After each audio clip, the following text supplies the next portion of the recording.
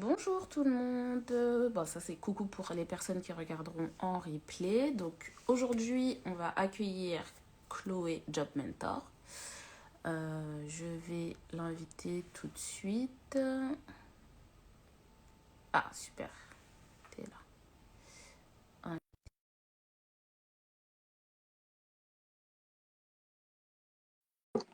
J'espère que vous allez bien. Chloé, je t'envoie une invitation. J'espère que tu l'as reçue. Euh, Ah ouais, ça y est, super. C'est bon. Ah mince, je suis tout... Ma tête, elle est coupée là. Comment je vais faire? Je vais remonter ça un peu. Hop là. Et voilà. Comment ça va? Ça va très bien et toi, ma chère Maïva? Ça va, ça fait un bail, Oui, ça date, bonjour live tout le ensemble monde. date de maintenant. Qu'est-ce que t'as dit? J'ai pas entendu, ça a coupé. J'ai dit, je crois que notre dernier live ensemble date de plusieurs mois maintenant. Ah oui, ça c'est sûr parce que déjà que je fais quasiment pas de live, donc ça date d'il y a très longtemps.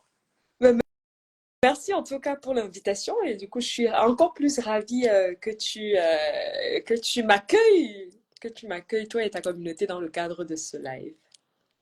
Ok, donc du coup, le sujet du jour, c'est changer de job, oui, mais. Bon, on n'a pas trop préparé le live, mais bon, on va savoir quoi dire. Oui, alors moi j'ai quand même fait un petit peu j'ai quelques idées de points que je voulais voir avec vous, que je souhaite vous partager, de conseils que je souhaite vous partager. Et puis Maëva, ton expertise, elle sera toujours bienvenue. Avant qu'on ne se lance, je ne sais pas si parmi les personnes qui sont dans le chat, je vois que vous êtes quand même quelques personnes qui sont présentes. Est-ce que vous pouvez juste nous dire oui ou non si vous avez déjà eu l'occasion, si vous avez déjà été dans cette situation, changer de poste pour gagner plus? Est-ce que c'est quelque chose que vous avez déjà fait? Dites-nous juste oui ou non, ou peut-être que c'est quelque chose que vous envisagez. Dites-nous un petit peu plus pour qu'on sache aussi un peu quel est le type de profil de personnes qui sont présentes dans le live et qu'on adapte aussi les conseils qu'on va vous donner. Donc, Et est-ce que peut-être vous êtes là aussi vraiment le juste temps par- que les gens répondent, peut-être se présenter mutuellement. Euh, donc, du coup, moi, c'est Maëva du compte Mon Budget Bento. Et j'essaye de vous aider à à prendre soin de votre argent. Et donc, un de mes motos, c'est l'euro-respect. Je suis très contente qu'on aborde ce sujet. Et toi, Chloé, vas-y, présente-toi. Ben, moi, du coup, j'accompagne, du compte Chloé Job Mentor, j'accompagne les personnes en recherche d'emploi à reprendre confiance en elles et à décrocher un poste qui va vraiment correspondre à leurs aspirations et qui leur donnera la banane tous les matins. Ok, alors on a plein de personnes qui écrivent j'y pense.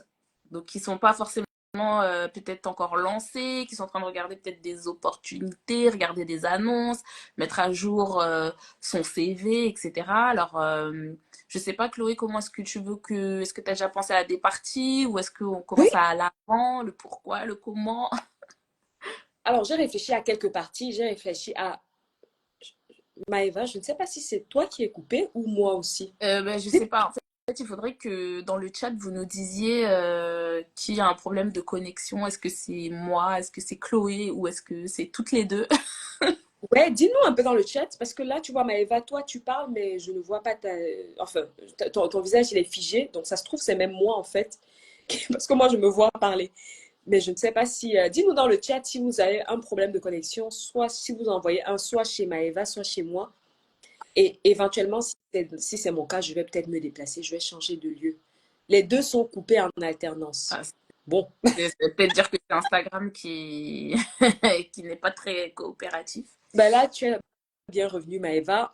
Vous êtes toutes les deux un peu coupées. Maëva, toi, je te vois, on te voit mieux. Est-ce que ça va mieux maintenant? Je crois que ça va Ouais, mieux. là pour l'instant ça fonctionne, donc allons-y, hein. Ok. Au début, ça n'allait pas trop, mais ça va maintenant. Ok, génial. Et je vois aussi que ouais, dans le chat, il y en a pas mal qui sont dans cette situation. En même temps, si vous êtes là ce soir, un dimanche à 20h30, j'imagine que c'est quelque chose à laquelle vous songez. Et moi, je ne sais pas ce que tu en penses, Maëva, mais je pense que beaucoup de personnes disent que oui, en fait, le meilleur moyen de négocier, d'avoir une véritable augmentation salariale, c'est de changer de poste. Mais moi, selon moi en tout cas, ça coupe parfois pour Chloé, donc ouais, peut-être que je vais me déplacer aussi. Selon moi en tout cas, ce qui reste important dans un premier temps. Parce qu'un changement de poste, ça enclenche quand même énormément de choses. Il faut se lancer dans la recherche d'emploi et puis tout ce qui va avec. Donc moi, je dirais que si j'étais dans cette situation-là où je suis en train de songer, mon premier réflexe, ce serait de voir est-ce qu'il n'y a pas d'autres options disponibles. Si ma seule problématique aujourd'hui, c'est la problématique financière, est-ce que j'ai mis en place une véritable stratégie pour demander une augmentation salariale? Est-ce que j'ai mis en place une stratégie pour éventuellement obtenir une promotion en interne? Qui dit promotion dit forcément, normalement en tout cas, le salaire qui sera également promu. Est-ce que si j'ai le sentiment qu'on ne peut pas trop toucher à mon salaire, est-ce que peut-être je peux négocier des avantages en nature, chose que je n'avais déjà peut-être pas faite quand j'ai intégré la boîte? Est-ce que je peux négocier mon temps de travail? Est-ce que je peux peut-être moi proposer des idées ou des projets pour lesquels je sais que ça va ramener des thunes à l'entreprise et derrière, je vais peut-être pouvoir toucher une prime exceptionnelle. Donc, avant de prendre la solution radicale qui est de dire je change d'entreprise, moi, personnellement, ce que j'aurais fait, c'est j'aurais d'abord exploré toutes les options alternatives. Bah, en fait, déjà, le changer de job, ça veut pas forcément dire changer d'entreprise, pour commencer. C'est parce qu'il y a beaucoup d'avantages à changer en interne, parce que par exemple, tu te prémunis contre la période d'essai, parce que malheureusement, dans l'économie actuelle, tu peux changer de boîte et puis à la fin de ta période d'essai ou avant la fin de ta période d'essai, on te dit ah merci mais non merci. Tu vois, donc du coup c'est vrai que changer en interne, moi je trouve que c'est un bon move parce que d'une part ça te demande beaucoup moins d'efforts parce que moi vous savez je suis une grosse feignante. D'accord, je n'ai pas honte de le dire.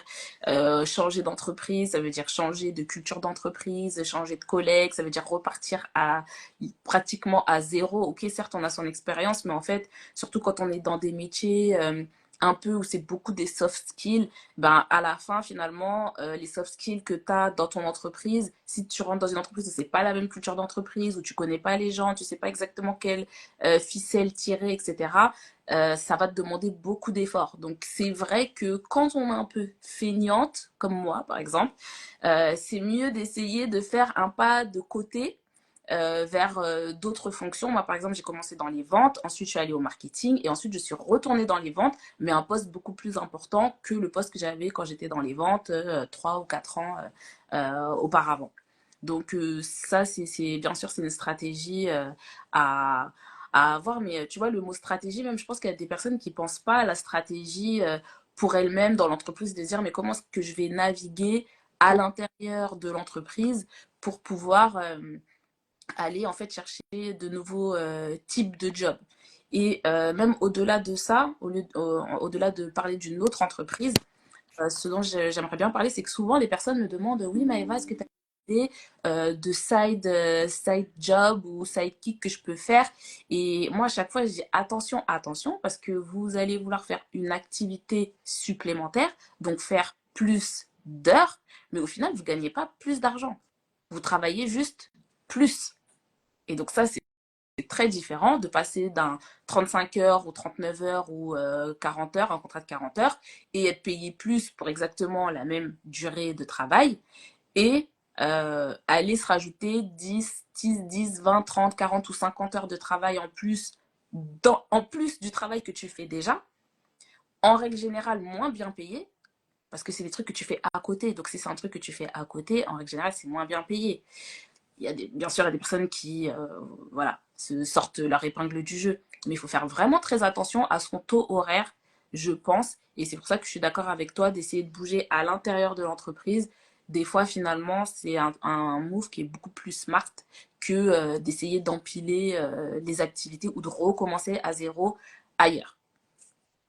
Je valide à 100%, je valide à 100% ce que tu dis. Et je pense aussi que ce qui est important, et malheureusement, je pense que beaucoup de personnes n'y pensent pas forcément. Moi, la première, quand j'étais salariée, je pense que ce projet-là que vous pouvez vous donner au sein d'une entreprise, c'est d'entrée de jeu, en fait, qu'il faut avoir un minimum, une idée de projection que vous faites dans l'entreprise. Si vous entrez dans une boîte sans avoir une projection future, ce sera très compliqué. Pourquoi? Parce que vous n'allez pas vous poser les bonnes questions avant de signer votre contrat de travail. Si vous entrez dans une boîte où d'ores et déjà les possibilités d'évolution sont bouchées, ben, ça veut dire que vous gardez à l'esprit que vous allez stagner pendant un certain temps et peut-être que vous êtes prête à vous dire, OK, j'accepte de stagner pendant quelques années et si après quelques années ça ne bouge toujours pas, je suis prête à partir.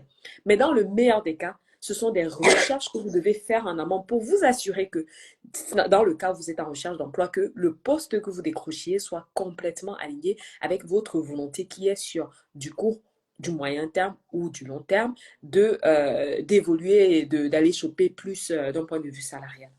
Et tu vois, ce que tu dis, c'est hyper important d'avoir cette clarté-là, je sais pas si ça se dit, quand on commence à travailler, parce qu'en fait, la façon dont tu vas habiter le job, ça sera complètement différent. Parce que si tu rentres dans une entreprise en sachant que tu vas rester que 2 3 ans et que après tu vas vouloir aller dans une autre entreprise, tu vas pas aller chercher la même expérience que quand tu veux rester à l'intérieur de l'entreprise. Parce que quand tu veux bouger, en fait, tu vas chercher des skills, tu vas chercher des compétences que tu vas pouvoir aller vendre à l'extérieur. Alors que si tu sais que tu veux rester à l'intérieur de l'entreprise, tu vas peut-être passer un peu plus de temps sur la partie networking en interne, de te renseigner sur les différents départements qui existent dans l'entreprise, les différentes fonctions, etc. Donc du coup, tu vas pas du tout être dans le même état d'esprit quand tu viens Tout en à fait fait d'accord. récupérer quelque chose que tu vas vendre dehors et quelque chose que tu vas travailler en interne pour pouvoir le vendre en interne. C'est complètement différent le mood que tu vas avoir en fonction de cette position-là. Tout à fait d'accord. Et les deux sont OK, hein. Il n'y a pas de jugement Oui, là ce soir. C'est complètement OK de se dire, moi, tout ce que je veux pour le moment, c'est vraiment d'être en poste. Hein. Évolution, pas évolution, c'est pas mon objectif à moyen terme. Ça peut être votre cas. Dans ce cas, c'est OK de ne pas être regardant dessus. Mais par contre, si vous avez un minimum d'ambition, ben là, d'entrée de jeu, il faut que vous soyez un minimum regardant également pour être sûr que vous mettez les pieds au bon endroit. Et ne pas perdre votre temps, en fait. Moi, je considère que ça peut être une perte de temps la recherche d'emploi pour les personnes parmi vous qui sont en poste et qui sont passées par cette période-là, vous savez à quel point ça peut être très, très énergivore d'être en recherche d'emploi. oui, puis comme tu dis, enfin, tu vois, faire le job juste pour le job, juste Ouais, pour aller prendre de l'argent, en fait, moi, j'ai toujours eu du mal avec ça parce que je pense que tu passes forcément à côté de quelque chose quand tu viens au travail. Tu viens, tu fais le job. On t'a dit qu'il faut faire la tâche A, B, C, D. Tu viens, tu fais A, B, C, D et tu repars ouais, en te disant, ouais, mais je m'en fous de mon travail. Mais en fait, on passe tellement de temps au travail que même le travail chiant, en fait, il faut qu'il devienne ouais. intéressant. D'ailleurs, je crois que c'est la semaine dernière, j'avais fait une story où j'expliquais, je disais, moi, je fais partie des gens, tu sais, quand j'étais à l'école, toutes les matières, tu prenais n'importe quelle matière, tu trouvais toujours un truc intéressant dans la matière qui fait que peu importe le job, j'ai fait des jobs étudiants, j'ai fait beaucoup de phoning, etc. Bah, en fait, finalement, quand tu es au phoning, tu apprends à prendre des objections, tu apprends à parler avec des gens qui sont pas forcément aimables, mais tu arrives, tu vois, à changer un peu le mood de la personne, ça t'apprend l'esprit de persuasion, ça t'apprend la persévérance, ça t'apprend plein de choses, en fait, même si le métier en soi, franchement, c'est chiant, parce que tu fais que d'appeler, avec des personnes avec qui tu crées pas de relation, parce que tu fais que des questionnaires, mais il y a toujours quelque chose à apprendre, quel que soit le job. Et pour moi, je trouve ça dommage d'aller au travail et de se dire que finalement, tu es en train de rien apprendre, en fait, que tu vas rien ressortir de ça D'accord. juste parce que tu viens chercher de l'argent. Et même si ton travail, c'est... alors là, je prends des métiers qui sont typiquement mal vus ou en tout cas mal considérés, genre caissière, etc. Mais même en tant que caissière, tu peux développer des skills Complètement. d'accueil, il y a des nanas, elles connaissent par cœur les prix de plein d'articles, etc. Donc elles ont une mémoire de malade. Donc Et puis, il y a dans des tous les métiers, responsables caisses. Il y a enfin, je veux dire, tu peux évoluer aussi en tant que tu peux caissière, en évoluer. fait. Donc, Oui, complètement. Mais ça, c'est dans la tête, hein. ouais, Tu je sais, il suis y a des d'accord gens avec toi. aujourd'hui peuvent prendre mon travail et trouver ça nul. Alors Non, mais que je moi, suis je trouve que c'est un métier de fou, tu Non, vois. mais c'est trop ça. C'est tellement propre aux gens, c'est tellement différent. Et puis, ma mère dit toujours, il n'y a pas de saut métier. Et c'est littéralement ça. Il n'y a pas de saut métier. Une phrase. Je ne sais pas si tu vois les commentaires, hein. Moi, je vois pas de je vois plus de commentaires, hein. Donc, je ne sais Bah, pas moi, si je toi, vois tu... plein de gens qui se connectent. Donc, si moi, Ah, ok. Moi, ok, bah, moi, je vois pas. Je crois que ça a bugué. Peut-être que ça reviendra. Mais ma mère, elle m'a toujours dit, et j'ai toujours, je pense que cette phrase, je l'aurai toujours en tête, c'est, il n'y a pas de saut métier si, peu importe ce que tu fais, tu excelles dans ce que tu fais, tu t'en sortiras toujours très très bien dans la vie. Et l'exemple qu'elle m'a toujours donné, je m'en souviens encore aujourd'hui, c'est: crois-tu sincèrement que la femme de ménage du président gagne mal sa vie? Et littéralement, c'est ça. Elle est femme de ménage, mais je suis prête à parier que la femme de ménage du président ne gagne pas mal sa vie. Donc, il n'y a pas de saut métier. Peu importe le métier que vous faites, Maëva, tu l'as très bien dit, à mon sens en tout cas, il faut y mettre suffisamment de cœur et suffisamment d'intérêt pour espérer. Tu l'as très bien dit, vous passez 7 heures, on passe 7 heures, je dis, vous, tout le monde, on est, même moi, je me mets dedans, on passe 7 heures, voire plus, bon, pour mon cas, en tout cas, au travail. Si c'est pour se faire chier, si c'est pour ne pas apprécier un minimum ce qu'on fait, bah, changez et trouvez un moyen de trouver votre voie. Franchement, la vie, elle est trop courte pour ça. Moi, je le dis toujours, hein. Et trouvez de l'intérêt dans ce que vous faites. Tout ce que vous faites peut être source d'intérêt. C'est juste une question de vision des choses. Trouvez de Il y l'intérêt. a, il y a Istatumi qui dit le jardinier du PSG est rémunéré 20 000 € par mois. Ah, merci bien. Merci bien. Tu as tout dit. Tu as tout Ah, dit. Moi, on je sera n'avais pas pas cette tous, stat-là, ouais, mais... on sera pas tous jardiniers du PSG, tu vois, mais quand même, essayons de trouver un travail qui nous élève au moins en tant qu'être humain, en fait. Il y a toujours des choses où on va avoir un gain qu'on pourra peut-être réexploiter dans de meilleures circonstances. On est d'accord. Alors, je vois toujours pas hein, les commentaires. Je ne sais pas pourquoi ça fait ça. Il Ça y me l'a en a fait pas lors beaucoup. d'un dernier live. Je vois pas. Je te dirai Mais, quel passe quel ok, commentaire. je te laisse gérer alors pour les commentaires. Maëva, je ne sais pas pour toi, mais il y a aussi un autre point que je voulais souligner ce soir, c'est que des fois, on se dit, moi, je veux gagner plus, mais en réalité, c'est pas ce qu'on souhaite vraiment. En réalité, j'ai l'impression que des fois, les gens se disent, ouais, moi, mon objectif, c'est de gagner plus d'argent, mais c'est peut-être parce qu'ils sont dans une situation d'inconfort dans leur poste. Peut-être parce que vous retrouvez à faire beaucoup plus d'heures supplémentaires, à faire des heures supplémentaires, ou vous vous retrouvez à sacrifier votre vie personnelle et vous vous dites, en plus de tout ça, je ne gagne même pas suffisamment. Et vous vous dites, non, mais là, il faut absolument que je trouve un taf où je vais gagner plus. Alors qu'en réalité, la problématique, c'est peut-être même pas le salaire en plus que vous voulez, c'est les conditions de travail qui ne vous conviennent pas. Donc, pour moi, avant le mais de changer de job pour gagner plus, mais pour moi, avant de décider de changer de job, d'entreprise, pour gagner plus, il faut déjà s'assurer que ce qu'on souhaite réellement là, ce qui nous importe à cet instant, c'est vraiment de gagner plus. Parce que si ce n'est pas ça, le risque que vous prenez en fait, c'est de tomber dans un environnement, dans une entreprise pour laquelle la case mon salaire est plus élevé sera coché, mais par contre, vous allez complètement galérer derrière à cause des conditions de travail, à cause des heures sup non rémunérées par exemple, à cause je sais pas moi, des possibilités d'évolution qui sont moindres. Donc, ma recommandation, c'est vraiment de se poser les bonnes questions pour être sûr que, dis-moi, Ouais, parce que moi j'allais dire quand même un petit oui, truc, mais bon, ça c'est mon oui, côté un peu relou. je C'est t'écoute. que quitte à beaucoup travailler, autant être mieux payé, parce que par exemple, au lieu de passer 3 4 heures à faire le ménage chez toi le week-end, ben, finalement tu vas pouvoir payer une personne pour cette prestation-là, qui va venir le faire chez toi, et tu pourras profiter de ton week-end. Ah bah mince, on a perdu Chloé. Oh là là. Bon, j'espère que vous allez bien. Du coup, oui, ce que je disais, en attendant, j'espère qu'elle va me renvoyer une. Est-ce que quelqu'un peut juste me dire si vous êtes toujours là ou pas? Me mettre un pouce en l'air parce qu'on a perdu Chloé. Ouais, du coup, c'était vraiment de son côté que ça fonctionnait pas bien.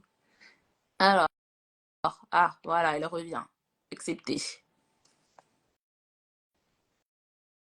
Merci pour les personnes qui disent oui. Je suis revenue, autant pour moi. T'as fermé par Ouais, inadvertance ou en t'es fait, coupé? j'étais en train d'essayer de glisser les commentaires que je ne voyais toujours pas et je crois que ça a dû fermer la fenêtre. Oui. Autant pour moi.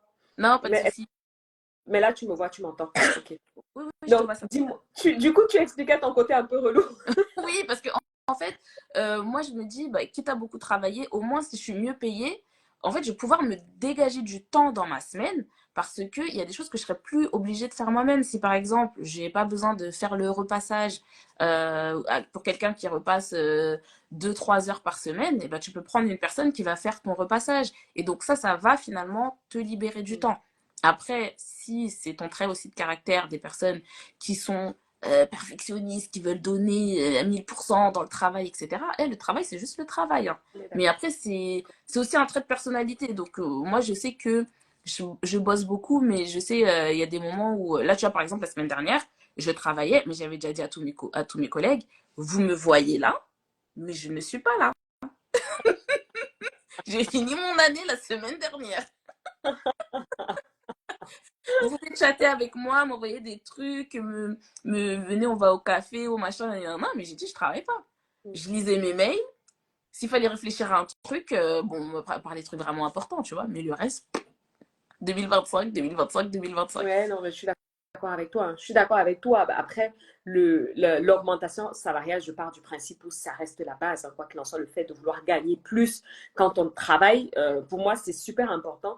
Maintenant, moi, je voulais vraiment juste souligner le fait que les décisions ne soient pas prises à la hâte pour les mauvaises raisons. C'est vraiment sur ça que j'insistais. Et puis, il faut aussi faire attention parce que des fois, on tombe sur des offres qui ont l'air super alléchantes sur le papier, mais quand on fait le calcul, c'est pas tant que ça, hein. Parce que si derrière vous vous retrouvez à faire beaucoup plus, à gagner plus, mais vous faites beaucoup plus d'heures. Tu disais tout à l'heure, hein, que tu te Non, libères non, du... non, non, mais ça c'est pas vrai, tu vois, parce que en fait en France le temps de travail il est encadré par la loi, hein. Donc soit t'es au forfait, bon alors on va dire au forfait jour, mais au bout d'un moment, même le forfait jour, il y a une limite d'heures, hein. C'est pas tu vas travailler 70 heures par semaine. Ouais, mais Euh, dans une non rémunérée, Maëva, je crois que beaucoup de personnes le vivent au quotidien, oui, mais malheureusement. ça je veux dire, si tu acceptes de faire des heures sup et que tu n'es pas rémunéré et que t'es pas compensé en temps de récupération derrière, ça c'est ton problème. Tu vois ce que je veux dire? Parce Oui, que oui. des boîtes qui abusent, il y en aura toujours des boîtes qui abusent. Donc si tu vois qu'on ne te rémunère pas tes heures sup et que en plus on ne te donne pas un temps de récupération pour compenser les heures sup que tu as fait, je suis désolée, et pourquoi tu restes dans cette entreprise? Alors à part les gens qui travaillent pour l'État, parce que bah, vous êtes fonctionnaire, vous avez qu'un seul patron, mais pour les personnes qui sont dans le privé, il n'y a pas qu'une seule entreprise. Tu Ouais, vois ce que je je suis veux d'accord. dire? Donc moi, pour moi, tu peux pas dire que je vais changer de travail et subitement mon volume horaire va passer du simple au double. Dans ce cas-là, chercher une entreprise où on vous paye le On est double.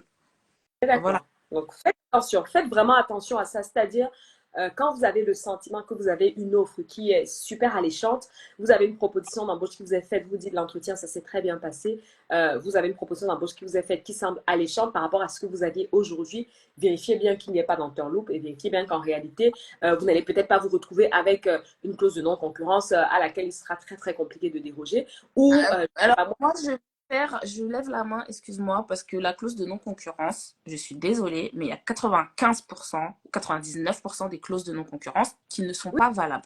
oui, si La elle clause n'est pas de bien non-concurrence, rédigée, s'il n'y a pas de partie voilà, et tout, la clause de oui, non-concurrence, elle est opposable uniquement si elle est associée à une rémunération. rémunération. Sachant que 99% des entreprises ne proposent pas de rémunération pour couvrir cette clause de non-concurrence, il n'y a pas de clause de non-concurrence. La clause de non-concurrence, ça va être pour des personnes qui sont à des postes top stratégiques où on ne veut absolument pas qu'elles aillent à la concurrence. Et moi, je peux dire que même dans ma boîte, par exemple, il y a des personnes, sachant que moi, je suis dans un métier où il y a très, très peu d'acteurs. Et on doit être, allez, 3 4 maximum sur ce secteur-là. Et ben, le directeur des ventes, il est parti chez le concurrent. Et ils n'ont pas fait jouer la clause de non-concurrence. Voilà, donc Non, la clause de non-concurrence, moi je sais pas, je comprends pas. À chaque fois, les gens disent oui, mais la clause de non-concurrence, mais personne ne la dénonce. Et en plus, si elle est dénoncée, elle est rémunérée. Donc, t'es payé à rester chez toi. mm, Il n'y a rien de mieux que ça, sans toucher à tes droits au chômage. Donc, la clause de non-concurrence, moi, c'est vraiment le truc. À chaque fois, je dis, mais je comprends pas. En plus, la plupart des gens n'ont pas des métiers suffisamment stratégiques. T'es pas chercheur dans la pharmaceutique sur la toute dernière molécule qui vient de sortir pour dire que ton employeur, il va te dénoncer la clause de non-concurrence. Ouais, on est des gens lambda, hein. Peut-être parmi vous, dans les 71 personnes qui sont connectées, on vous sait êtes des gens on vous êtes sait des gens super intelligents qui avez des informations ultra stratégiques, mais la plupart d'entre nous, on est juste des gens moyens, normaux. On n'a pas d'informations qui sont... tu vois, tu ne travailles pas chez Apple sur le prochain iPhone 25. ouais. Alors, juste, il y avait un petit commentaire. J'ai une question, je suis enseignante et j'ai un niveau bac+5 en éducation. Alors, éducation, je sais pas, mais dans le privé, je sais pas si ça veut vraiment dire quelque chose. Je ne veux ni évoluer ni continuer là-dedans. Est-ce que je dois forcément reprendre mes études? Je m'intéresse à la vente. Alors, je sais pas si tu veux répondre ou Alors, pas, ou moi, moi tu veux. moi, je peux te donner mon avis sur cette question et après, tu donneras le tien aussi. Ouais. Déjà, moi, j'ai envie de te dire, hein, ma chère Réna, il n'y a que toi seule, en fait, qui peut répondre à cette question. Quand tu me dis, je suis enseignante, je ne veux ni évoluer ni continuer là-dedans, comment est-ce que tu veux que moi, je t'aide? Si tu ne sais pas, tu sais que tu ne veux pas continuer dedans, tu sais que tu ne veux pas évoluer et tu ne sais pas ce que tu veux faire. La première question, à mon sens, Non, que elle tu a dois dit te... la vente. Elle a dit elle est intéressée par la vente. Ah, j'ai pas vu. Ok, je savais pas. Je Ouais, ouais. m'intéresse à la vente. Alors, ok. Mais la vente, c'est très vaste aussi, hein. Qu'est-ce que tu entends par t'intéresser à la vente? Est-ce que tu veux être conseillère de vente dans un magasin de beauté? Est-ce que tu veux être assistante commerciale? La vente, c'est Est-ce que tu veux être business développeur? La vente, c'est relativement large. Donc, moi, j'aurais déjà précisé exact. Je me serais intéressée au domaine de la vente et j'aurais fait des recherches sur les différentes possibilités que le domaine de la vente pourrait m'offrir et je me serais intéressée à chacun des métiers pour savoir, OK, si moi aujourd'hui, par rapport à ce que je considère comme important, par exemple, j'ai envie de faire du télétravail, j'ai envie d'avoir un salaire variable, j'ai envie d'avoir un bon équilibre vie privée, vie pro, j'ai envie d'avoir un véhicule de fonction, par exemple, il peut avoir plein de points. Moi, j'aurais défini ces critères-là et par rapport à ces critères, j'aurais regardé les métiers qui se rapprochent le plus de ces critères-là. Une fois que j'ai ça, je regarde les métiers en détail. Est-ce que ce métier me demande un certain niveau d'études? Est-ce que j'ai besoin d'un bac? Est-ce que j'ai besoin d'un bac plus 2? Est-ce que même sans études, il y a des gens qui réussissent dans ce métier-là? Si ça demande un niveau d'études, un niveau de formation que je n'ai pas, oui, bien évidemment, je vais regarder pour me former sur ce sujet. Mais comme ça, d'entrée de jeu, je ne peux pas te dire oui, il faut absolument reprendre tes études. Il y a énormément de métiers pour lesquels ce n'est pas nécessaire d'avoir des diplômes. À partir du moment où tu as des compétences d'ailleurs qui peuvent être transférables dans ta précédente expérience, si tu as des compétences qui peuvent être transférables et que tu considères que tu as un fort intérêt pour le poste, tu as l'énergie, tout ce qu'il faut pour mener à bien le métier, tu sauras te mettre en avant dans tes documents de candidature lors d'un entretien d'embauche, ben pour moi, il n'y a pas forcément besoin de reprendre des études.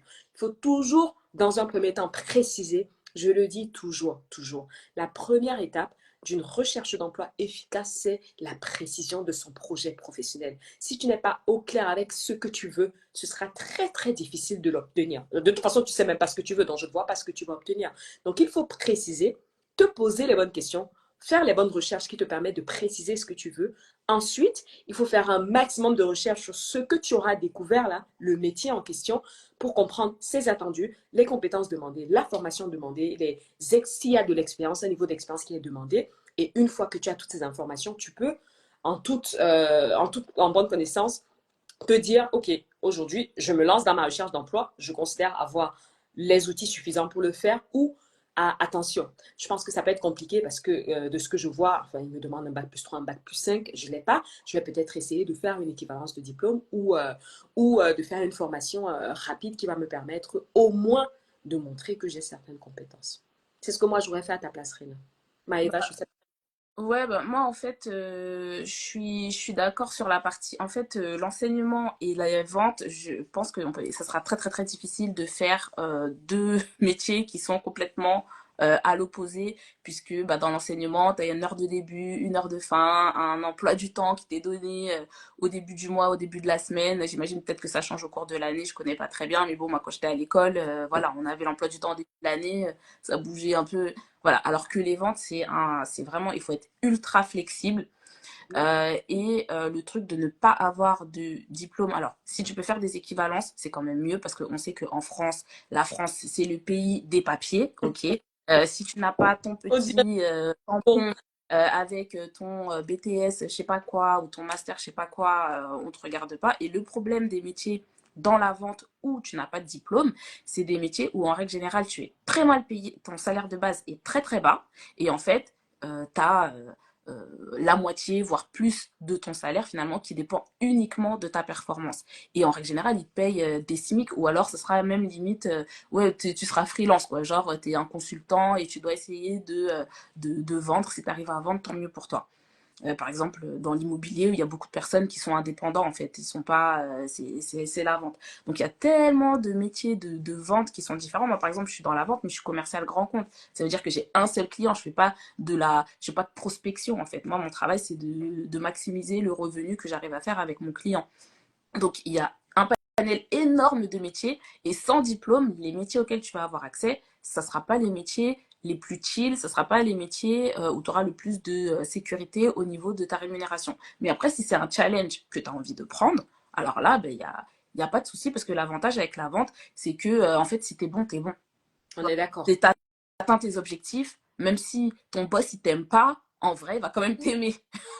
Juste parce que tu atteins tes objectifs. Alors qu'il y a plein d'autres métiers où finalement, comme ce sont des mesures de performance qui sont subjectifs, oui, est-ce que tu as bien fait ci, est-ce que tu as bien fait ça, ben, finalement, c'est vrai que dans les ventes, c'est assez direct. Hein. Tu dois faire 1 million de chiffre d'affaires, tu fais ton million de chiffre d'affaires, il n'y a plus personne qui parle avec toi, en fait. Et c'est terminé.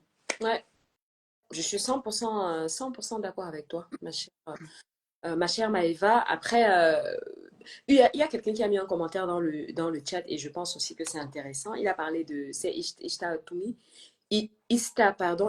qui parle de réseau. Et en effet, je suis 100% d'accord avec vous les filles.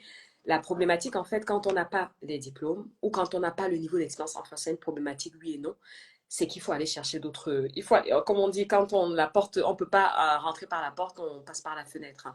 Si tu considères que les critères, plus ou moins, les prérequis pour le poste, ce ne sont pas des choses que tu as, ben, il faut trouver d'autres solutions.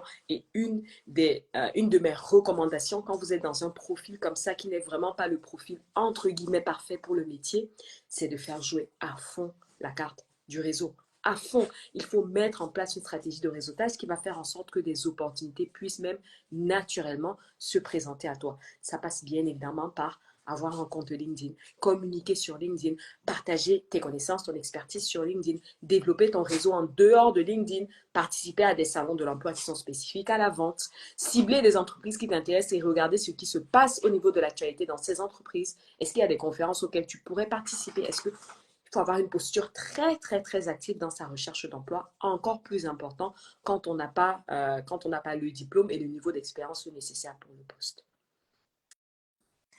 Et il y a Istoumi qui dit j'ai eu 3 propositions de CDI grâce à mon branding. Ben, on parle bien évidemment dans ce cas de LinkedIn, de la marque personnelle qu'on peut développer rien qu'en créant du contenu sur LinkedIn. Je le dis toujours, vous n'imaginez même pas le, le, le, la puissance de cet outil qu'est LinkedIn. Mais quand je dis puissance, je comprends, hein, il y a énormément de gens qui me disent toujours, ouais, mais j'aime pas, les gens parlent de leur vie, c'est du m'as-tu vu, c'est de... Non, mais je comprends, je suis d'accord avec vous, mais c'est comme dans tout. Il y a du moins et du moins bon. Il faut être capable de savoir quelles sont vos priorités et par rapport à vos priorités, il faut tirer le bon de l'outil parce qu'il y a du très très bon dans l'outil. Je donne toujours plein d'exemples. Il y a une dame, j'aime bien donner son exemple.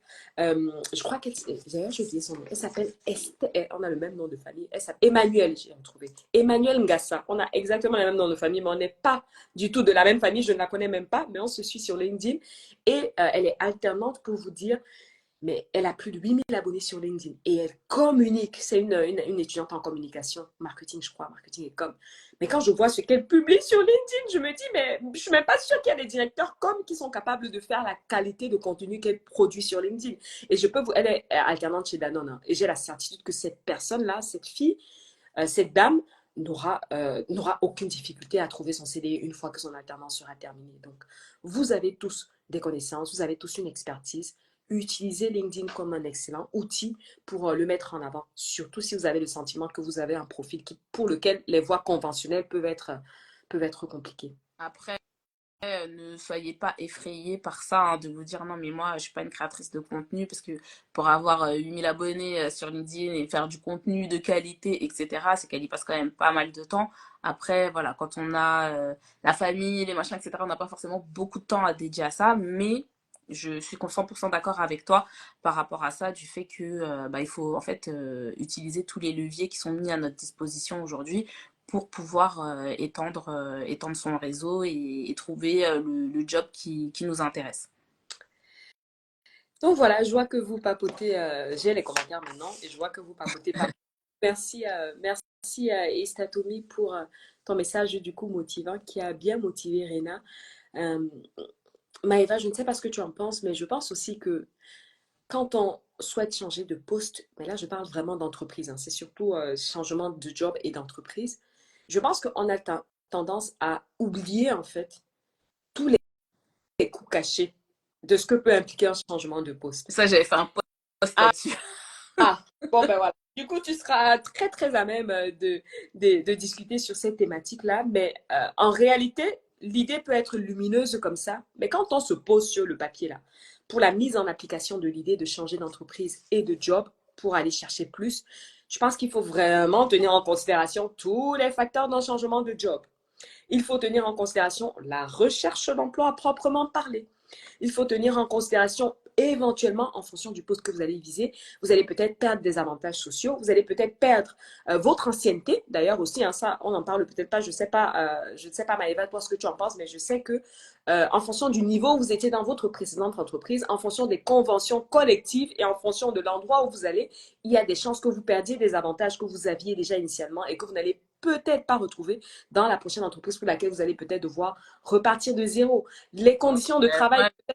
votre prochaine entreprise sera logée beaucoup plus loin. Il faut rajouter du temps de travail. Là-dessus, moi, je mets toujours un bémol sur les Ok. avantages parce Mhm. que les avantages, pour moi, c'est vraiment des trucs à la marge. Moi, pour moi, je regarde des choses beaucoup plus concrètes parce que l'ancienneté, déjà aujourd'hui, avec le changement de la loi travail, etc., que tu aies 20 ans d'ancienneté ou 3 ans d'ancienneté, limite, ça fait plus de, ça fait aucune différence. Donc, voilà. Et les avantages, genre les chèques cadeaux, les machins, etc.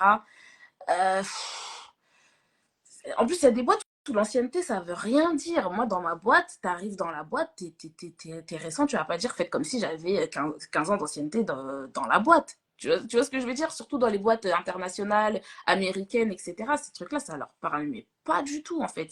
Si tu leur parles de ça, ils vont te dire, mais de quoi tu parles? Moi, j'ai pas de RH en France, là où je travaille. Alors, Donc, oui, mais tu vois bien que du coup, ça t'oblige déjà à faire une sélection de type d'entreprise où tu vas postuler. C'est ce que je suis en train de dire. En fait, je dis pas que je dis pas que ce soit des critères qui vont faire en sorte que vous ne changiez pas de poste, mais je dis juste que c'est des choses auxquelles on ne pense pas forcément, mais qui peuvent être prises en considération dans le cadre de votre envie de changer d'entreprise.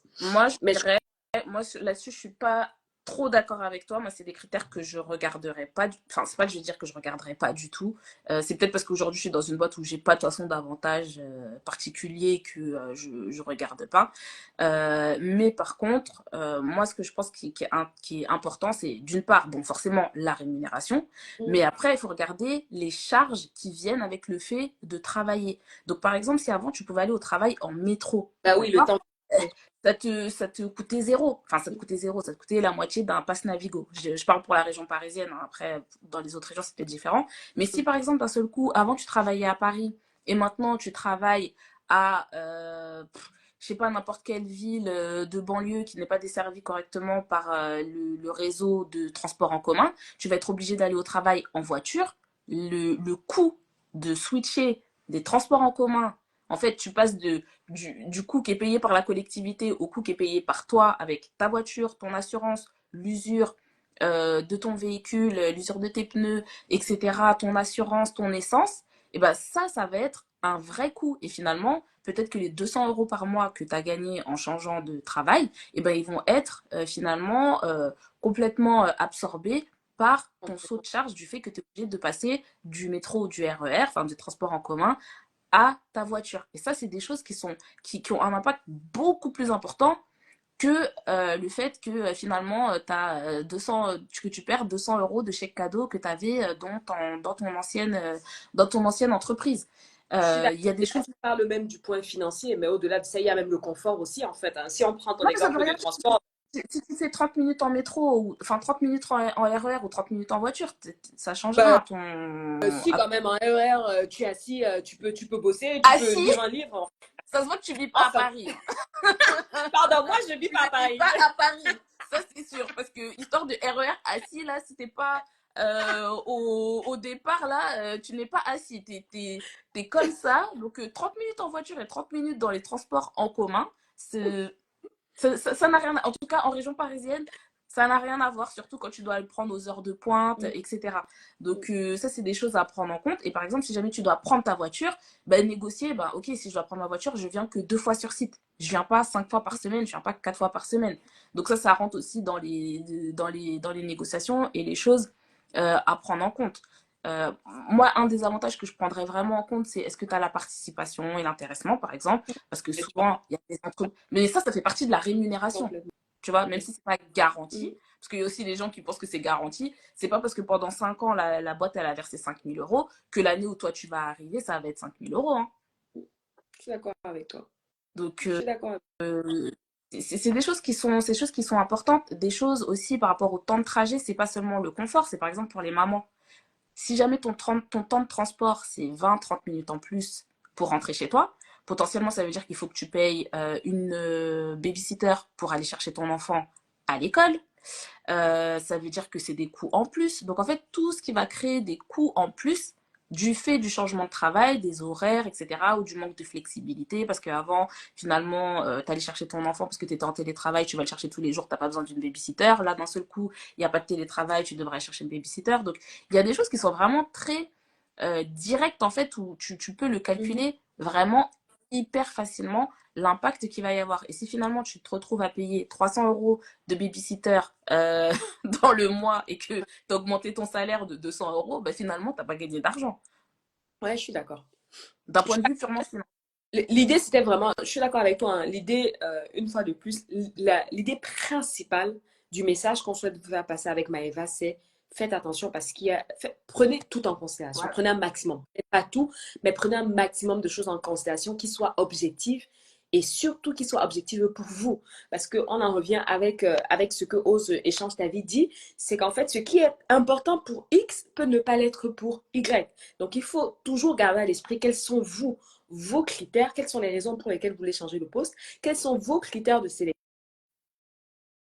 ces Ah, opportunités, cette opportunité-là, c'est une question de batterie, hein. Ça m'a mis la fiche que je n'avais plus de batterie.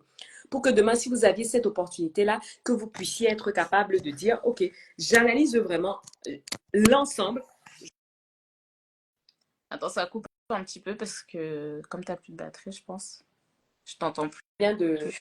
hop là, je viens de recharger, hein. Donc, Ah, ok, normalement, là, c'est bon, c'est bon. il y a Claire de la Lune qui dit, mais tout ça, ce sont des choses que l'on est censé anticiper quand on change de poste, non. Alors qu'on est censé, oui, mais malheureusement, Claire, ce ne sont pas des choses qui se font automatiquement. Ce ne sont pas des choses que tout le monde fait automatiquement. Et c'est aussi l'une des raisons pour lesquelles on a fait ce live. Et aussi, le problème, c'est qu'il y a des choses, par exemple, il y a des personnes qui se disent, bon, bah en fait, 15 ou 20 minutes de transport en plus, ça change C'est pas pas grave. grand-chose. Ouais. C'est pas grave. Mais sauf que finalement, tu prends une ligne qui est problématique, sans les citer, RERC, RERD et compagnie, et ben finalement, tu te rends compte que c'est 15-20 minutes sur le papier. En réel, finalement, ben, 2 ou 3 fois par semaine, ces 20 minutes, ça se transforme en 40-50 minutes en plus. Complètement. Et ça, c'est des choses, bon, malheureusement, c'est qu'une fois que tu es dans le job que tu peux le faire. Et c'est aussi pour ça que c'est important finalement de bien négocier de bien négocier sa rémunération quand tu changes de job et juste pas te dire ah bah, c'est plus intéressant parce que aussi une des grosses comment dire erreurs qu'on peut faire c'est de se dire bon je négocie pas trop parce que j'ai envie de changer de travail et puis je négocierai mon salaire une fois que je serai à l'intérieur. Mais une fois que tu es à l'intérieur là tu es C'est cuite. compliqué. C'est compliqué. Si ce n'est impossible, en fait. C'est avant d'accepter la proposition d'embauche, là. C'est avant d'intégrer une entreprise que tout doit se faire parce que la, le rattrapage sera très, très, très difficile après. Très, très, très difficile. Ne faites pas l'erreur que moi j'ai faite lors de mon précédent poste où je n'ai pas négocié mon salaire à l'embauche. Après, moi, j'étais à l'aise avec ça, mais aujourd'hui, quand je repense, c'était vraiment une grossière erreur. Et si demain, je devais refaire la même chose, d'entrée de jeu, vous vous assurez d'avoir les arguments nécessaires pour demander ce que vous méritez, pas ce que vous voulez, parce que peut-être que ce que vous voulez, en réalité, ne correspond pas à ce que vous méritez. Il faut connaître quelle est votre valeur. Il faut connaître votre valeur et c'est ça qu'il faut aller chercher parce que derrière, même si aujourd'hui, ce n'est pas forcément ce que vous voulez, ce n'est pas important pour vous, ben croyez-moi que d'ici un an, 2 ans, ça le sera. Et à ce moment-là, au meilleur des cas, vous allez obtenir une augmentation salariale, mais qui ne compensera jamais l'écart que vous avez creusé, que vous avez développé en acquittant Et ce un qu'il faut salaire. Et ce qu'il faut pas oublier, c'est que ton salaire d'embauche, c'est ça qui va définir en fait la base de ton évolution. Parce que le pourcentage que tu vas obtenir au moment de la prochaine année. En fait, si jamais tu es payé 30% de moins, même si derrière tu as les 10%, mais c'est 10% moins 30%. Donc en fait, tu n'as eu que 7% par rapport à ce que tu aurais vraiment dû avoir. Donc c'est des choses qu'il faut avoir en tête. Et il y a Claire Dune qui demande comment on fait pour connaître sa valeur. Il y a pas mal de rapports qui sortent. Par exemple, je sais que Michael Page, ils en font un. L'APEC, ils en font aussi, tu sais, où t'as en gros, ils te donnent des fourchettes de rémunération en fonction de ton expérience, etc. Tu peux le télécharger gratuitement. Il n'y a pas longtemps, je l'ai téléchargé parce que je voulais voir est-ce que j'étais bien payée. Parce que j'avais pas trop de but, mais je me suis dit, je vais quand même regarder, on sait jamais. Et ça, c'est des documents voilà, qui peuvent être utilisés parce que, en fait, il y a deux types d'augmentation quand tu es déjà en poste. Tu as l'augmentation annuelle. Alors, souvent, il y a des personnes, tu sais, par exemple, quand elles reviennent des congés maternité, elles disent oui, est-ce que je peux demander une augmentation annuelle, etc. L'augmentation annuelle, c'est pour le travail que tu vas faire l'année prochaine. Hein. C'est pas parce que tu as bien travaillé cette année, c'est pas une récompense. C'est pour dire, bah, en fait, cette année, tu as monté en compétences et donc, du coup, bah, l'année prochaine, ton travail vaut plus et donc on va te rémunérer plus. Et ça, bon, tu as un braquet en règle générale, voilà, si tu arrives même à avoir 10% dans une augmentation annuelle, c'est déjà beaucoup. Mais après, tu as un autre truc qui est le market adjustment. Je sais pas comment tu appelles ça, parce que moi, je suis pas dans une boîte française, donc je n'ai pas le nom en Euh, français. Je sais pas si toi, tu l'as. non, non, mais je Mais sais même pas s'il y a un nom il y pour a ça. En gros, justement c'est le marqué, rééquilibrage, en fait. Hein. Je sais pas comment on appelle ça. voilà, Je vois l'idée, mais je sais pas. Je sais pas c'est quel est plus une le nom. revalorisation, en fait, de dire, ben, finalement, tu es assistante des ventes et tu gagnes un SMIC, alors qu'on constate qu'aujourd'hui, dans le marché, ah, attends, je vais pinguer le commentaire épingler le commentaire de Alors moi, et Sheila moi, qui je nous vois donne toujours pas, je vois même pas les commentaires épinglés. Ça a recommencé ouais, à, donc, à Hélène, bugger, elle mais a bon, donné je des laisse noms tomber. comment t'appelles ça, de rapports qui te donnent des informations sur les niveaux de rémunération. Donc, elle a dit Michael Ok. Page, Robert Walters et WAGE. Je sais pas comment ça se dit, ou Wage. Ah, Wage. Ah oui, c'est un jeu de mots, Wage. Ok. Avec deux A. Avec Avec deux deux A, A. exactement. Voilà. Donc, Moi, je vois Wage. rien. Donc, Donc, n'hésitez pas à noter ça. En tout cas, c'est sûr que le Michael Page, je l'ai téléchargé genre, il y a 2 semaines, un truc comme ça. C'est gratuit. Bon, ils prennent juste ton adresse mail, bien entendu. mm, Je crois que la PEC, pardon, pour les personnes qui sont cadres aussi, permet d'avoir ce type d'information. Et donc, je disais, le market adjustment, et c'est de dire, Glassdoor bah, finalement, aussi, moi, d'ailleurs. voilà, j'ai tel type de rémunération, alors que en moyenne, sur le marché, on constate que la rémunération, bah, c'est pas le SMIC. Mm, C'est 2000, 2500 euros par mois pour ce type de poste. Et donc là, ça vient d'un autre budget. Donc ça, c'est au mm. niveau des ressources humaines. En fait, c'est les ressources humaines qui vont aller chercher un budget pour pouvoir réajuster le marché enfin, la rémunération, pardon, à ce qu'on constate par ailleurs sur le marché. Parce que concrètement, ça veut dire que si jamais tu pars ailleurs, tu n'auras aucun problème pour avoir ce type de rémunération. Donc, c'est une façon aussi de fidéliser les collaborateurs, de s'assurer qu'on soit bien au bon niveau de Que rémunération. tout le monde soit au bon niveau de rémunération. Je regarde, mais j'ai pas. Ah, t'as pas de commentaires? Non. Alors, il y a Ange qui demande comment ça se passe un contractuel dans l'administration publique. Il se demande un salaire comme dans un marché privé. Alors, je sais pas si tu veux répondre. Je n'ai pas la réponse. Je suis. Alors, Alors là, le public moi, et je moi. connais rien du tout dans la fonction Le publique et je ne public, veux ouais, rien avoir pareil avec la pour fonction moi. publique, sauf si un jour je deviens ministre ou secrétaire d'État. Mais des échanges que j'ai pu avoir avec mes abonnés qui travaillent dans la fonction publique, il y a un système de grille de salaire qui s'applique plus ou moins à tout le monde, de ce que j'ai compris. Mais après, c'est pareil, hein, même s'il y a des grilles de salaire, il y a toujours des gens qui arrivent à tirer leur épingle du jeu. C'est juste que, bien sûr, c'est pas sur la place publique, ah, je suis mieux payé, Ouais. etc. Euh, mais voilà, dans la fonction publique, c'est vrai qu'il y a ce truc de grille de salaire où, en gros, bah, tu es embauché à tel grade, dans telle fonction, Et et tu puis peux bah, on pas regarde dépasser. le tableau. Ouais. Ouais. Ah, ben c'est bien. Regarde, il y a Claude qui dit j'ai été 5 ans contractuel, oui, on peut négocier, même s'ils ont des grilles de salaire. Donc voilà. La Je preuve. n'hésiterai pas à dire à mes abonnés qui, à chaque fois que je parle de négociation salariale, me disent oui, mais dans la fonction publique, on peut pas. Claude a dit que oui. Non, mais déjà, moi, je n'avais pas de doute par rapport à ça. Après, oui, c'est vrai que c'est. Moi, je dis, c'est bien comme c'est pas bien.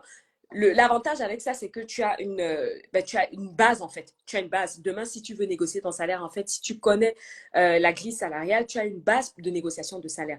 Maintenant, ce qu'il faut garder à l'esprit, c'est que oui, en effet, ça pourra sembler plus difficile de négocier, mais loin d'être impossible. Donc, merci beaucoup à Claude pour ton témoignage.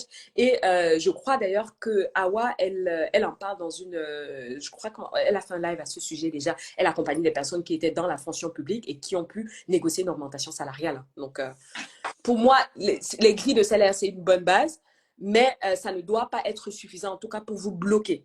Les choses seront peut-être plus complexes, mais elles seront loin d'être impossibles. Voilà, parce que après, c'est juste la marge de manœuvre qui n'est pas la même. Mais ce qu'il faut Ça. avoir en tête, c'est que, alors désolé pour la fonction publique, parce que pour vous, je ne sais pas comment ça va vous impacter, mais à partir de l'année prochaine, là, attends, 2025 ou 2026, j'ai oublié, il va y avoir une loi qui va être, je crois que ça va être au courant de l'année prochaine, qui va passer pour dire la transparence, en fait, des salaires. Pour Des les salaires en entreprises. 2026, c'est 2026. Ah, c'est 2026, Ouais. voilà. Donc, au-delà de 100 salariés, les entreprises seront en fait, enfin, seront soumises à un devoir de transparence au niveau des salaires et qui devront justifier dès qu'il y aura plus que 5% de différence sur un même poste. Mais moi, ce que je soupçonne, je pense que les entreprises vont créer encore plus de grades, encore plus de choses en fait, pour continuer à avoir cette opacité au niveau des salaires. C'est quasiment sûr.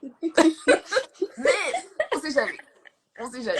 Donc moi, je conseille plutôt de travailler votre muscle de la De la négociation. négociation salariale. Voilà. Je suis d'accord avec Parce toi. que les entreprises trouveront toujours un moyen pour finalement garder les gens qui sont les plus relous et qui veulent pas, et qui vont dire non, mais moi je m'en fous de votre grille, vous me créez.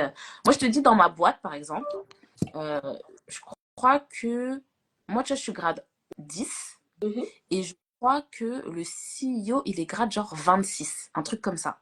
Mais il n'y a pas 26 personnes entre lui et moi. Tu vois ce que je veux dire? Je suis pas à son N-26, je suis son N- je sais pas combien, mais il n'y a pas 10 il y a pas 10 personnes 16 entre personnes, nous. même en plus. 16 Ouais. personnes, du coup, ça peut dire. Non, mais il n'y a même pas 16 personnes. Il y a 16 grades, Ouais, mais mais il n'y a pas 16 il passe autant personnes. de Donc, personnes. ce qui veut dire qu'en fait, il joue avec les grades Mm. pour jouer avec la négociation, avec le niveau de Parce rémunération, tout simplement. qu'en réalité, on Alors, ne peut augmenter que d'un grade à l'autre, hein, c'est ça? Tu peux pas passer du grade 10 au grade 12 ou pas? non, Comment ça non, marche? Ah, non, c'est quasiment impossible. Bah non, et les grades, c'est pas fait pour se faire évoluer, c'est fait pour ralentir ouais, la d'accord. progression. Ah, mais tu sais, t'es grade 10, tu peux pas devenir, tu peux pas devenir grade 12 d'un seul coup, hein. Et il y a Karine qui demande comment travailler ce muscle de la négociation salariale. Alors, il y a plusieurs possibilités. Moi, pour moi, la première astuce, c'est déjà de vous former. Mais au-delà du fait de se former, il faut avoir conscience de sa propre valeur. Parce que plus vous avez conscience de votre valeur, plus ce sera difficile d'avoir des arguments en fait pour contrer ce que le recruteur pourra mettre en avant. Donc moi, si j'étais à votre place, c'est maîtriser demain, si vous êtes, soit vous restez, soit vous voulez rester dans l'entreprise, vous voulez changer de poste au sein de l'entreprise, ou vous voulez complètement changer de poste dans une autre entreprise. Moi, ce que j'aurais fait si j'étais à ta place, c'est déjà de comprendre très précisément ce qui est attendu dans ce poste-là, dans le nouveau poste que vous visez. Parce que c'est ce qui est attendu dans le nouveau poste qui va vous servir de base pour venir négocier, que ce soit une proposition salariale plus importante ou une augmentation salariale. Pourquoi? Parce que si vous utilisez les mauvais arguments de négociation, il y a très, très peu de chances que ça aboutisse. L'exemple que je donne souvent, c'est que moi, je suis aujourd'hui coach carrière chez les personnes. J'anime aussi des ateliers auprès des écoles et des universités sur les techniques de recherche d'emploi, comment faire un bon CV, ainsi de suite. Demain, si je vais dans une école qui a, je ne sais pas moi, une cinquantaine d'étudiants qui sont en master 2 et qui vont rentrer dans le monde du travail et qui ont besoin d'aide pour faire leur CV, je suis trilingue, hein. Je parle en français, anglais, espagnol et un peu d'allemand. Mais c'est pas ce que je vais mettre en avant comme argument de négociation. Et pourtant, en soi, c'est quand même une bonne compétence. Je considère que c'est voilà, c'est pas donné à tout le monde de parler plusieurs langues. Mais par contre, si demain je suis dans une entreprise, je suis dans une école, dans une structure qui a besoin de moi pour ces ateliers-là, ce que je vais mettre en avant, c'est le nombre de personnes que j'ai accompagnées avec succès dans le cadre de la recherche d'emploi, le nombre de personnes qui suivent mes conseils au quotidien sur les réseaux sociaux. Donc moi, je dis le tout.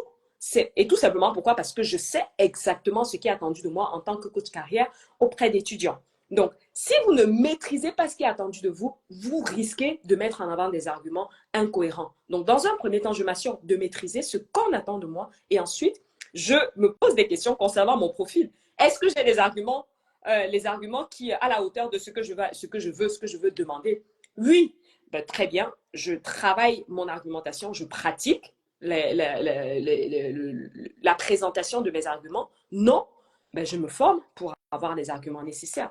Mais ne pensez pas que vous allez aboutir à une négociation salariale si derrière vous n'avez pas du tout d'arguments à présenter à la personne en face. C'est comme dans la vente. Hein. Si vous avez un client en face, le seul moyen de convaincre votre client, c'est de lui montrer que vous êtes la solution à son problème. Pour lui montrer que vous êtes la solution à son problème, il faut déjà que vous ayez conscience du problème du client en face. Et, et une des choses à ne jamais, jamais faire, mais vraiment pas, c'est de dire oui, Stéphanie, elle gagne tant. Ah, Mais merci Maëva.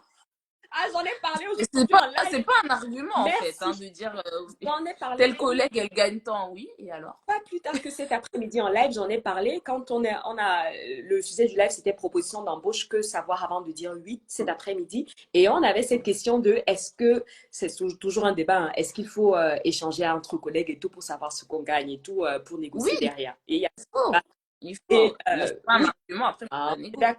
on est d'accord. Hein. Ce n'est pas un argument à utiliser. Vous devez être capable d'avoir vos arguments parce que ce n'est pas parce que X gagne plus, Y gagne plus, elle a peut-être ses raisons et peut-être qu'elle est la mieux négociée, chose que toi tu n'as pas faite.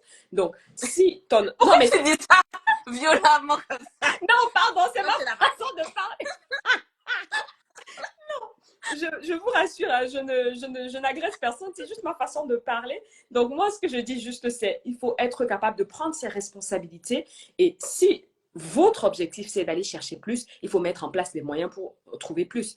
Formez-vous. Si vous pensez ne pas être suffisamment à l'aise, si vous manquez de confiance en vous, formez-vous, trouvez les moyens de regagner cette Mais confiance-là. regardez, Il y a mais je sais pas si c'est terminé les inscriptions là de d'Awa de de Check Ta check. Paix. Ah ben, tiens. Non, non, non, la promo, tu fais bien de faire. La meuf, elle n'est même pas présente dans son live. On fait la promo de sa masterclass.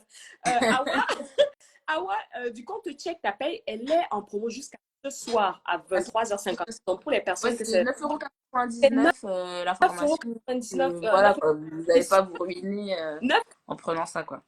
une masterclass pour apprendre à augmenter votre salaire. C'est une masterclass de 2 heures qu'elle va donner à Watchek Tapel, qui est un peu la référence, en tout cas à mon sens, en rémunération, qui elle-même elle parle par expérience, elle a doublé son salaire en 5 ans.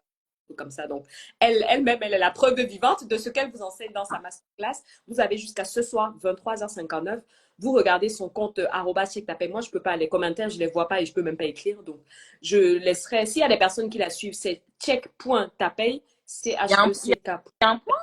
Il y a un point entre les deux, ouais. Check.tapay, ouais.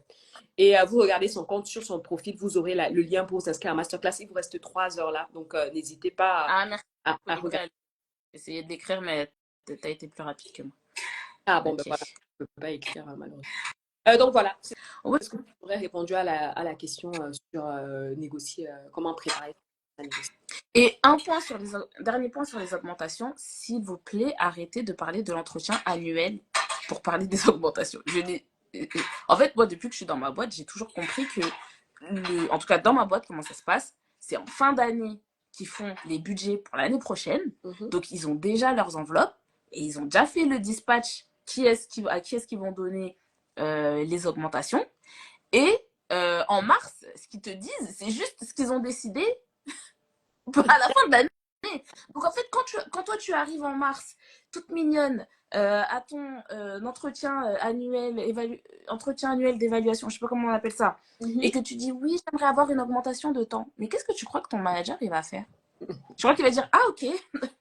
Non, en fait, c'est déjà trop tard. Donc les augmentations, c'est pas pendant les entretiens annuels j'ai oublié c'est quoi le nom là. Bref, c'est pas pendant les entretiens annuels que vous allez parler de ça. Oui, bon, si vous voulez en parler, il y a pas de souci. Mais c'est pas à ce moment-là, en fait, c'est pas à ce moment-là que c'est décidé. Et donc, vous allez forcément sortir de là avec de la frustration. Si vous en parlez au mois de mars pendant l'entretien annuel, dites-vous que vous n'aurez pas l'augmentation avant le prochain cycle d'augmentation. Et encore, il y a des boîtes, elles ont des cycles intermédiaires. Moi, par exemple, dans ma boîte, je peux l'avoir soit en avril, soit en octobre pour des trucs un peu exceptionnels. Mais sinon, c'est bon, t'es rendu pour l'année suivante. Je vais du Et ce qui est 100%, normal, 100%. c'est une entreprise, hein, c'est pas des marchands de poissons. Hein. T'arrives et tu négocies. Ben non, le budget de l'année, il a déjà été ratifié par le directeur, par le CFO, par le directeur financier. C'est pas parce que tu demandes un truc au mois de mars, mais c'est déjà été décidé. Moi, pour moi, je dis c'est un entretien d'information. On t'informe de l'augmentation qu'on t'a attribuée. C'est pas un moment pour négocier. Et il faut être stratégique. C'est toute l'année, en fait, que vous négociez votre augmentation. À Toute travers les l'année. actions que vous mettez en place. Il faut être stratégique. Il faut être stratégique, c'est toute l'année. Et n'hésitez vraiment pas à sauter sur la moindre occasion. Vous faites un truc pour lequel on vous félicite, glissez un mot et enregistrez les choses.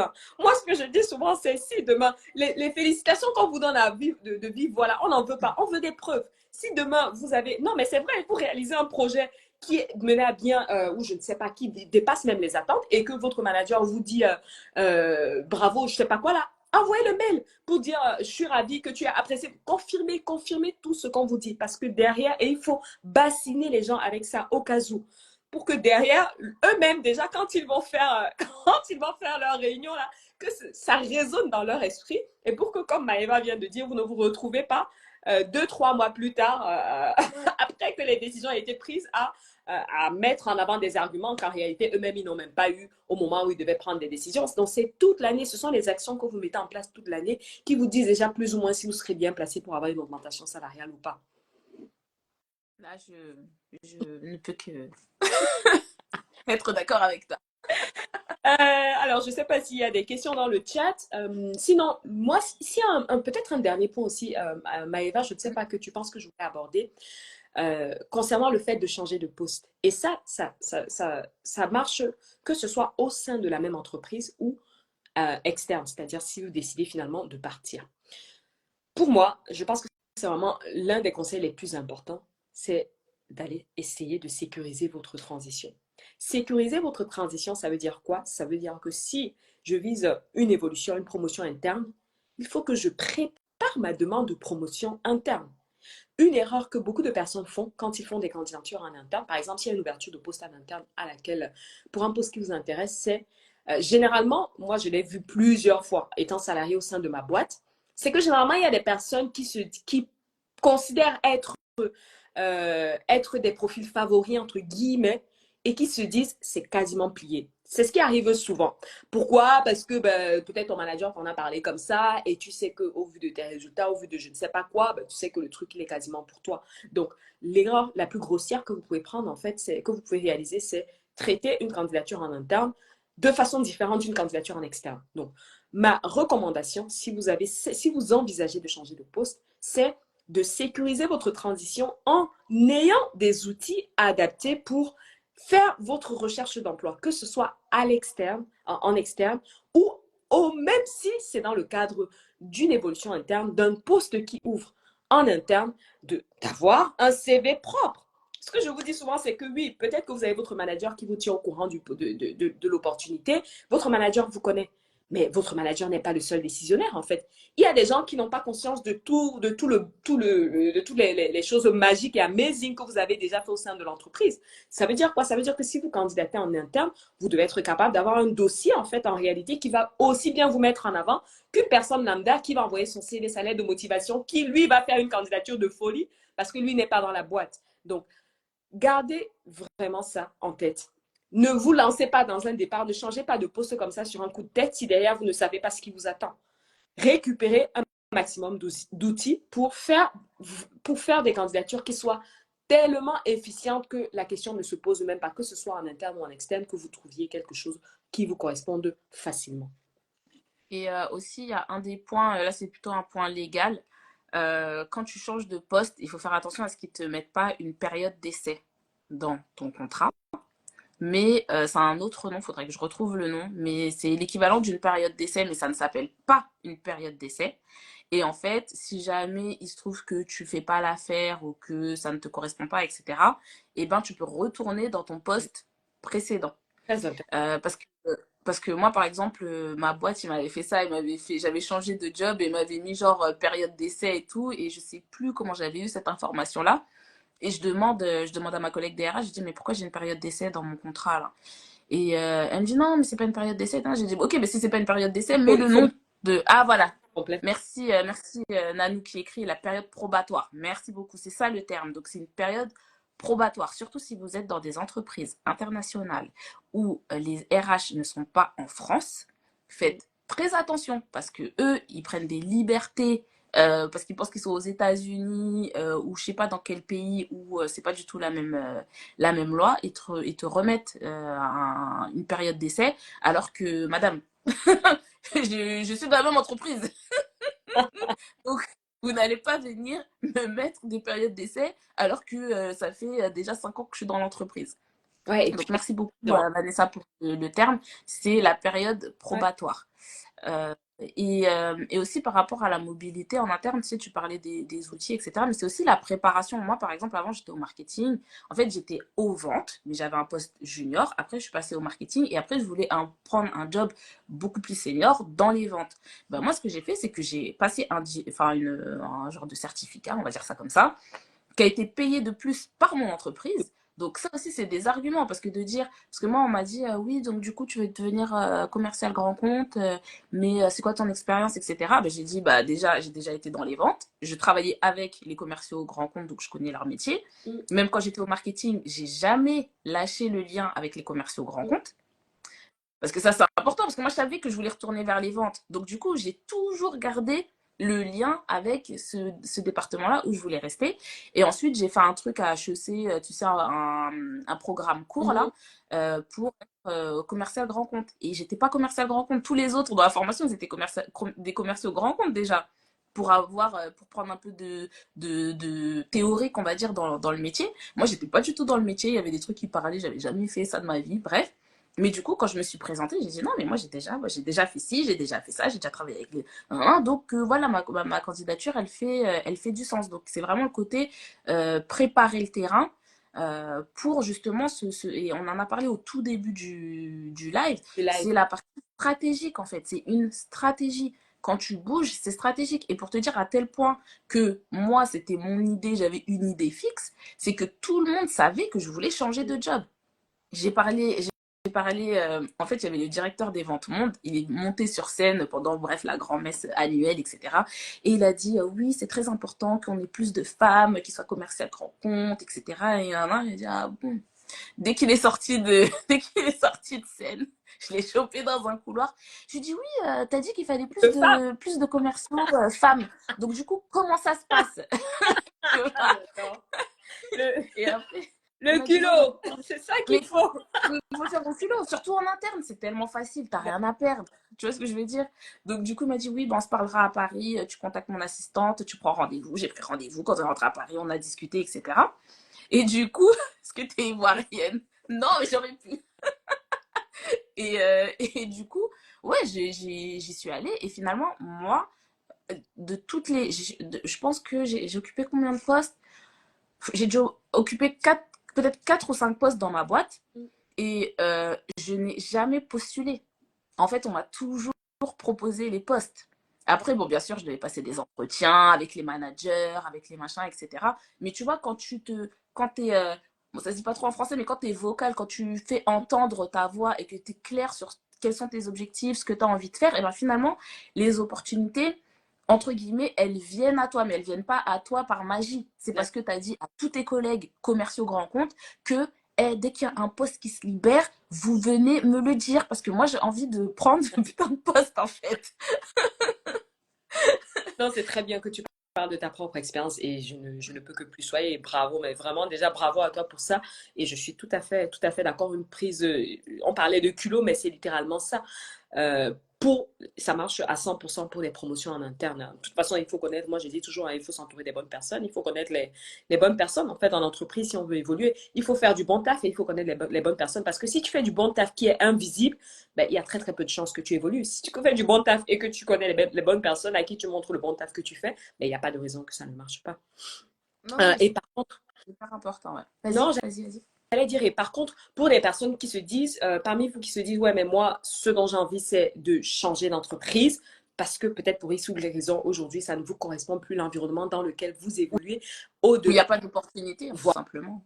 Voilà, il n'y a pas de possibilité, ou au-delà de l'aspect salarial, il y a aussi d'autres choses qui vous déplaisent. Si vous êtes dans une optique de changer d'entreprise, ma recommandation, c'est vraiment, vraiment de vous faire accompagner, ou du moins, en tout cas, de récupérer un maximum d'outils pour vous assurer que la recherche d'emploi, telle que vous la connaissez, en fait, finalement, se fera de façon beaucoup plus fluide.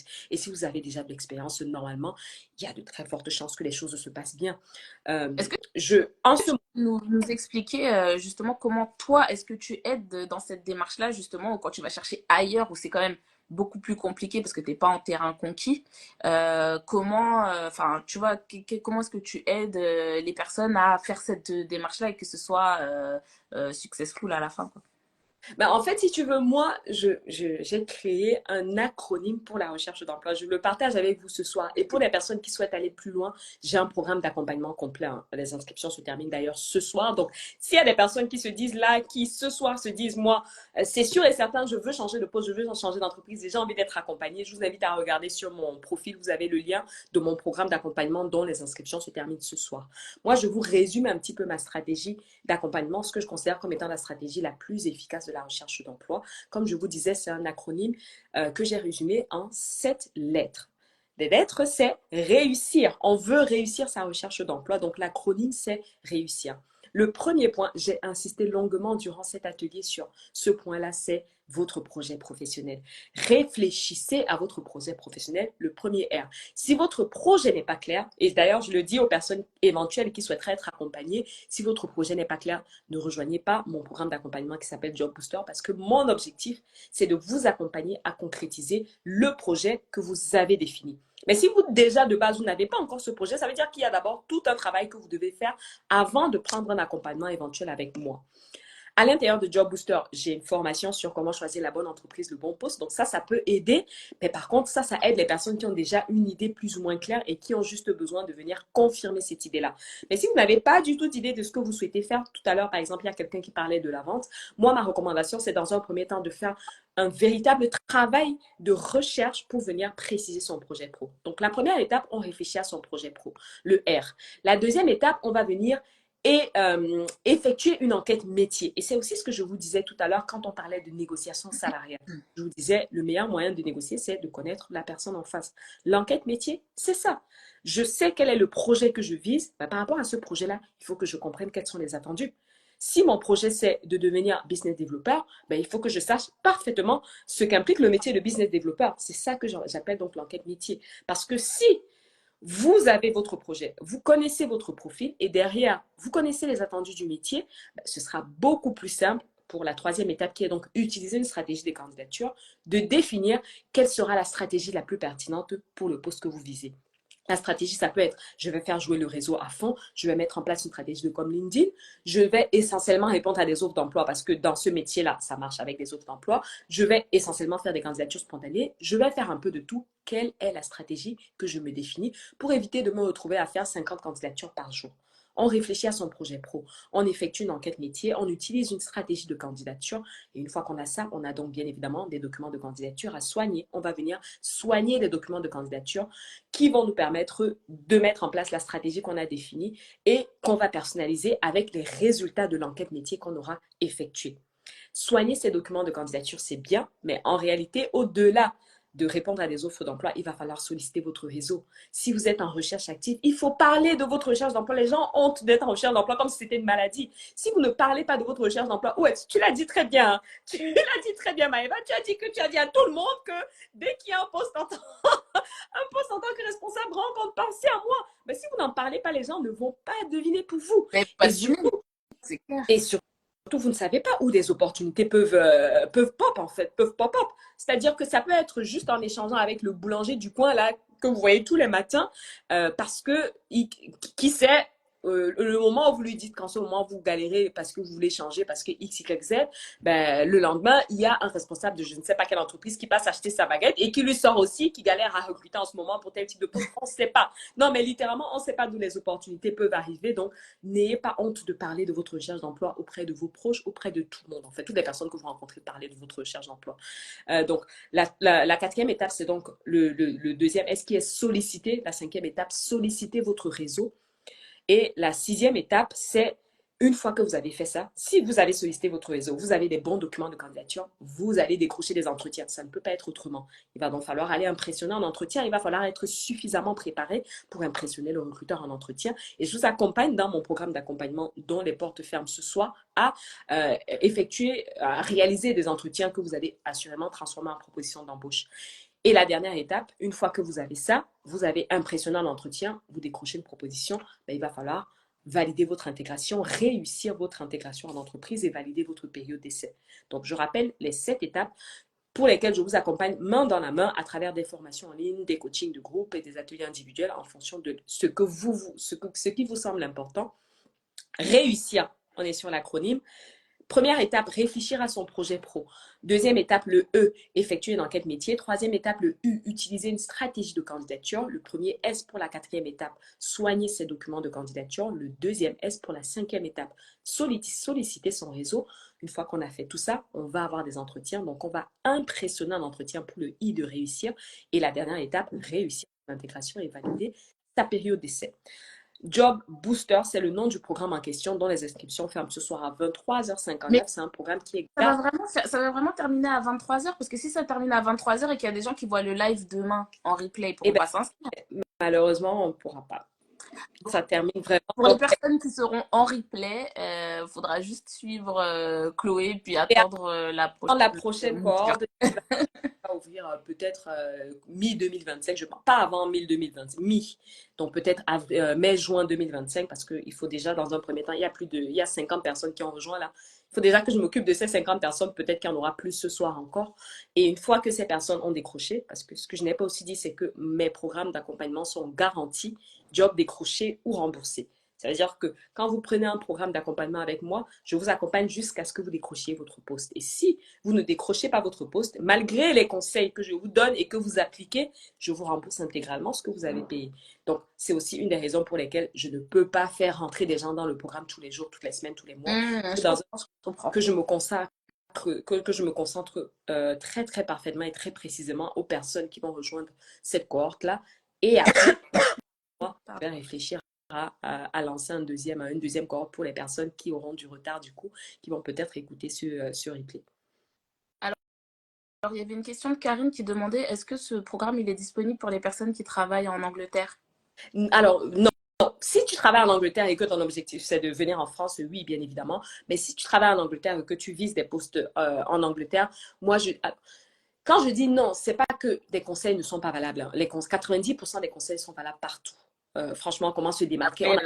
La culture anglo-saxonne. Et voilà, exactement. Pour cette raison-là, moi, je préfère ne pas m'engager dans des pays qui sont pas francophones déjà.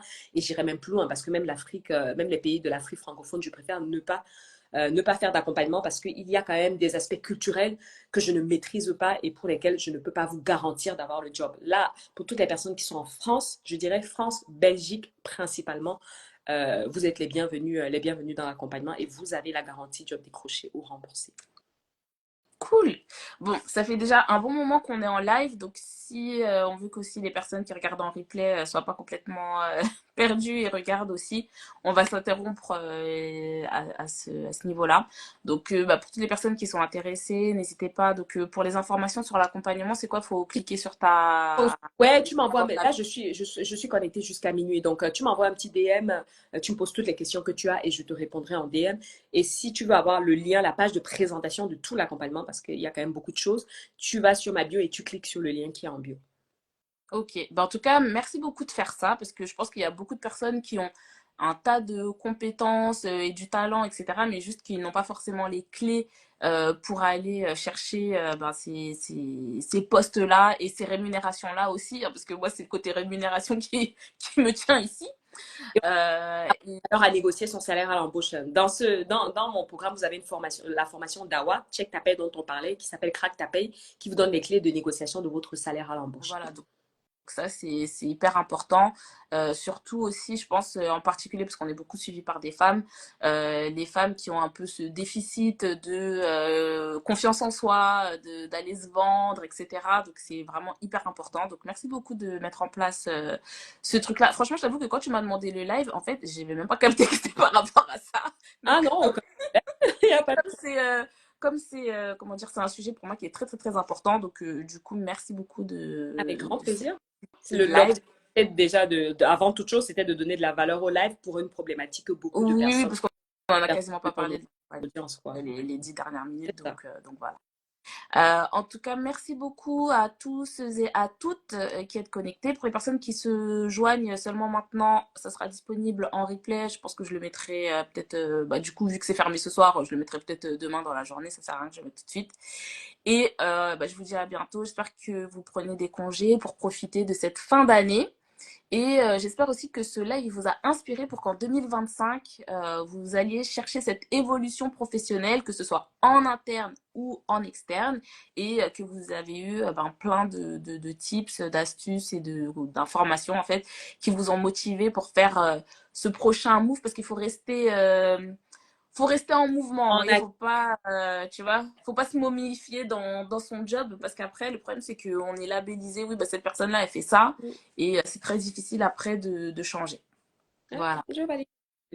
Bon, bah, Merci, bonne soirée à tout le monde, et merci à bientôt.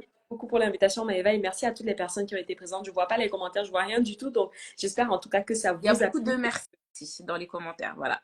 Et grand plaisir. Alors, vous n'hésitez pas à m'écrire si vous avez la moindre question, je réponds là dans les 2 prochaines heures. Voilà, voilà, bah, merci beaucoup tout le monde, et bonne soirée. Salut Bonne tout le soirée monde. tout le monde. Bye.